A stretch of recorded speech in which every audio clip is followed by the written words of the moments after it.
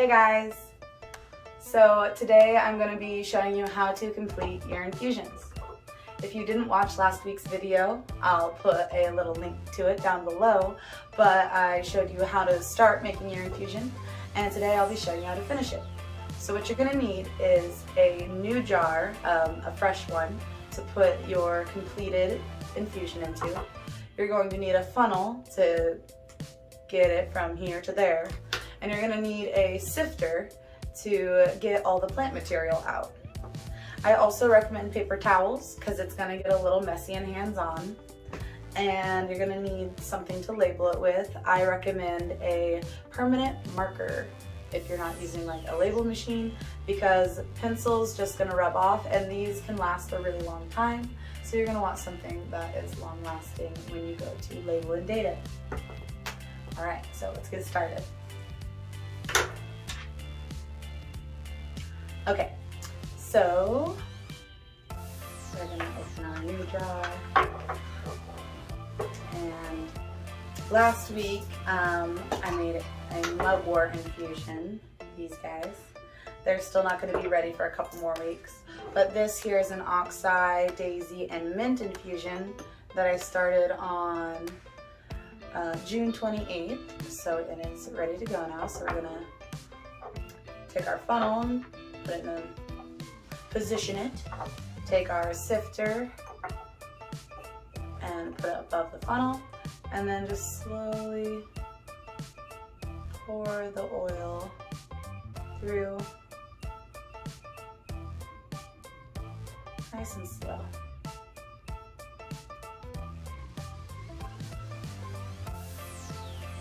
And yeah, you're not going to want to throw out that plant material quite yet, because all of the medicine that's in our oil now came from the plant, right? So it's safe to reason that the oil that's stuck in the plant material here is chock full of the medicinal properties. So you're gonna want to squeeze whatever plant materials in your sifter so that you can get all of the medicinal plant properties into your oil.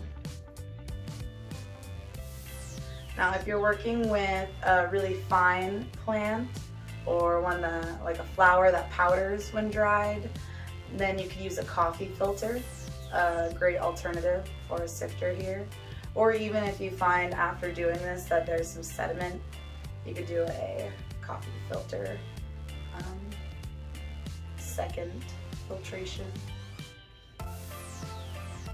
Yeah, so much comes out just by squeezing it that you would entirely miss if you didn't do this step. So, a few minutes,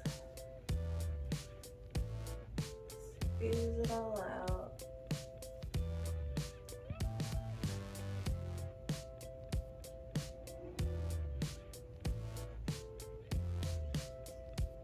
As much of that magical medicine as you can. Alright. Perfect. So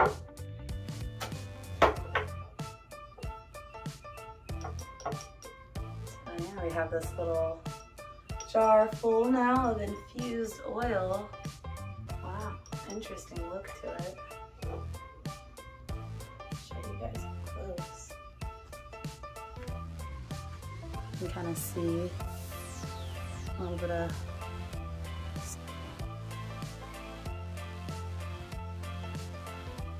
stuff in there. It's not just clear oil. So that's neat. And yeah, this is where the paper towels come in handy. And I want to wipe yourself off at least a little bit, because that's a lot of oil. I'm actually going to rub some of this in because it's good for the skin. I use grapeseed oil here for this one, and in the mugwort ones I was using organic sunflower seed oil. You can use coconut oil. Anything with a lot of fat in it is what's drawing the good stuff out, the medicine. And so just any fatty oil that you feel drawn to working with. I'm going to be making some coconut oil infusions here soon. Let me know in the comments below if you'd like to see a video on that, because it's actually going to be for some suppositories. Alright, so we're just gonna cap that all the way. And then our last step is to just date and label it. So today is the 26th.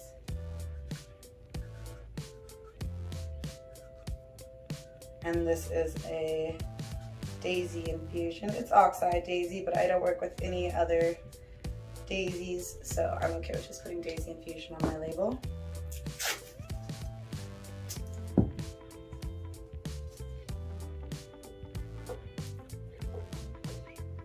And now it's done.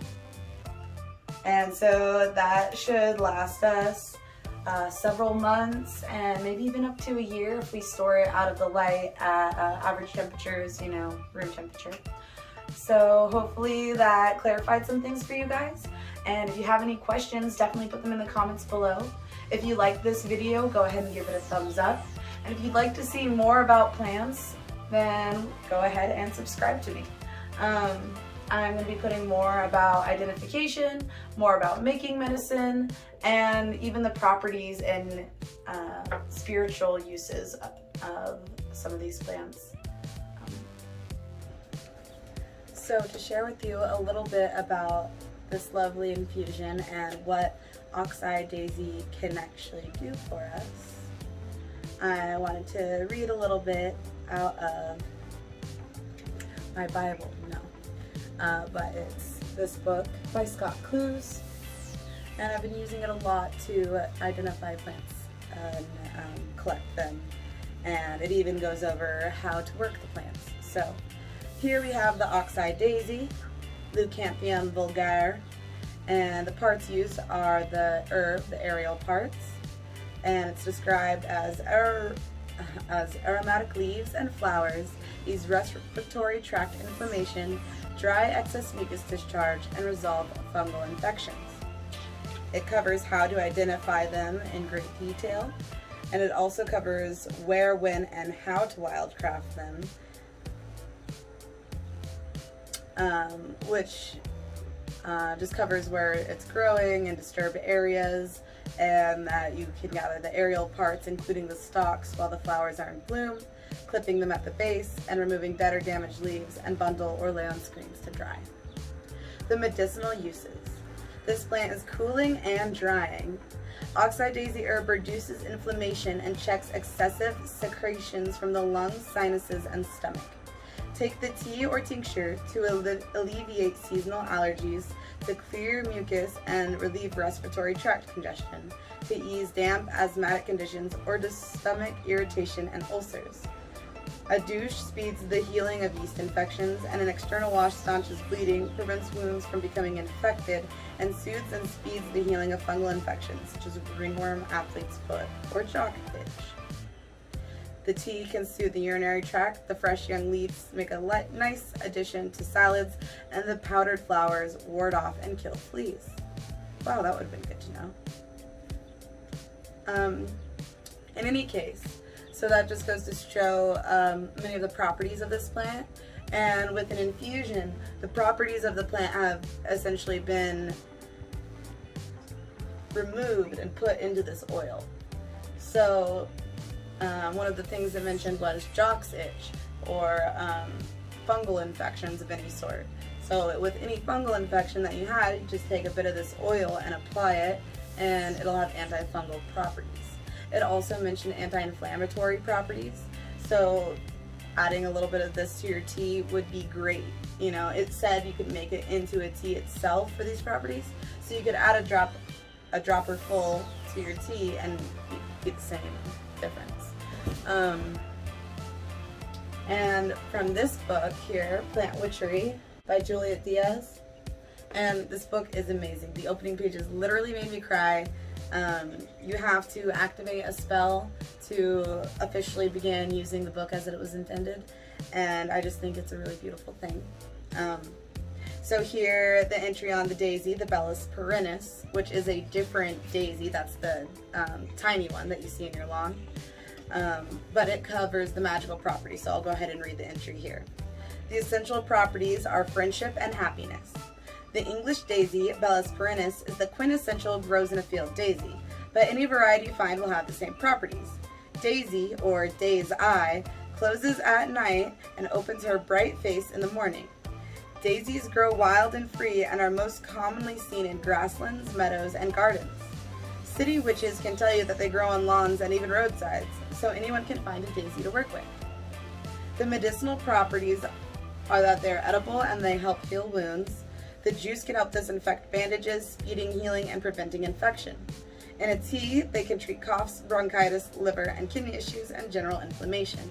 So again, very similar properties between the Bellis perennis daisy and the oxeye daisy. The magical properties, which will be the same for the plant. The charming daisy is a flower of friendship, and a bouquet of daisies will brighten a friend's face, whether this is a new friend, an old friend, or anyone for whom you feel kinship. Daisy's most profound effect is to help you cultivate a childlike energy. Growing daisies, keeping a bouquet nearby, or even making and wearing a daisy chain crown can help you find your inner child, with all that childlike vibrant joy, sense of play, and emotional freedom. Bring happiness into your home by placing daisies by your front door, or hang a dried bundle in your children's room to bring them sweet and joyful dreams. The plant wisdom. Daisy speaks of the kind of friendship that lasts forever. The friends who are there for you through thick and thin, and who love and accept you just as you are. They support you and cheer you on. If you don't feel like you have friends like these, work with Daisy to bring them into your life. You can also invite her into your dreams to help you determine if there's something keeping you from opening up and trusting the potential friends who come your way. I really like that. So my intention when I made this oil was something to rub into the bottoms of my feet to do just that, to reconnect with a childlike sense of joy. I actually did not look up the properties before I began it. I had just read about a similar process with, I believe it was like lavender, my friend had made it with. And so a lot of flowers have like really good energies of like innocence and light qualities. And I just think that for me, especially having no earth signs in my astrological chart, like is a good way for me to ground into like a calmer state, you know, calmer energy, feeling innocent, feeling at peace. And you know, even though, you know, I don't know what I'm saying here, but I don't know, just using plants and the, you know, the essence of the plants on the soles of my feet, that is grounding. You know, the plant grew in the earth, it's part of Mother Earth, it's a physical part of the earth. Rubbing it on my feet will ground me to the earth, as well as invigorate my childlike sense of joy, which is one of the properties of Daisy, as well as probably attract friends, especially if I rub it on my feet and like set an intention to walk to a destination where I'll meet people, or walk to my new best friend, or something of that nature. Yeah, maybe I'll do a video on setting intentions, or aka spell casting. Until next time, folks. I really appreciate you guys watching, and have a great day. Namaste.